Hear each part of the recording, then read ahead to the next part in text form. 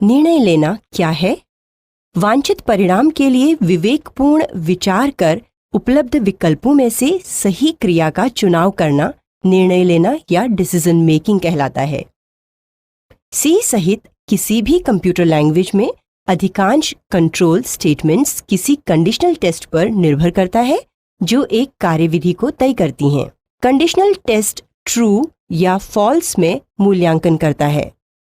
Programming की language में मूल्यांकन करना तथा एक निष्कर्ष निकालने के सिद्धांत को ही डिसीजन मेकिंग कहते हैं।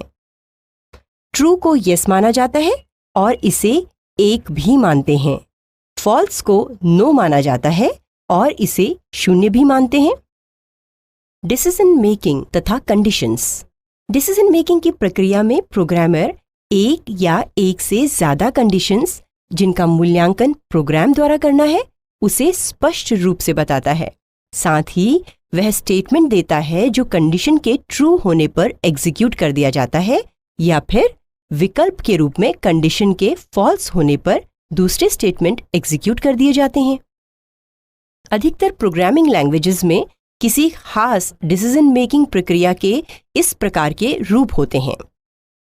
सी प्रोग्रामिंग लैंग्वेज ये मानकर चलती है कि कोई भी नॉन जीरो तथा नॉन नल वैल्यूज ट्रू या सही होती है तथा यदि वो जीरो या नल में से एक हो तो उसे फॉल्स या गलत माना जाता है।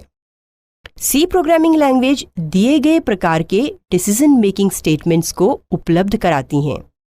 निर्णय एक शब्द है जो सामान्यतः एक पल में उस स्थिति में लिया जाता है जब कोई कई विकल्पों में से एक विकल्प का चयन करता है। प्रोग्रामिंग लिखते समय इस सिद्धांत का बहुत ही ज्यादा महत्व है। हमें प्रोग्राम को इतनी क्षमता प्रदान करनी होती है कि वो यूजर द्वारा दिए गए विभिन्न इनपुट्स के आधार पर स्वतः निर्णय ले सके। जब आप कोई प्रोग्राम लिख रहे हों तो यह आवश्यक हो जाता है कि आप कुछ कोड प्रदान करें जो सिर्फ उसी वक्त एग्जीक्यूट होंगे जब कोई स्पेसिफिक कंडीशन की पूर्ति होगी। इन कंडीशंस की कंप्यूटर स्वतः जांच करता है जब यूजर इनपुट्स देता है।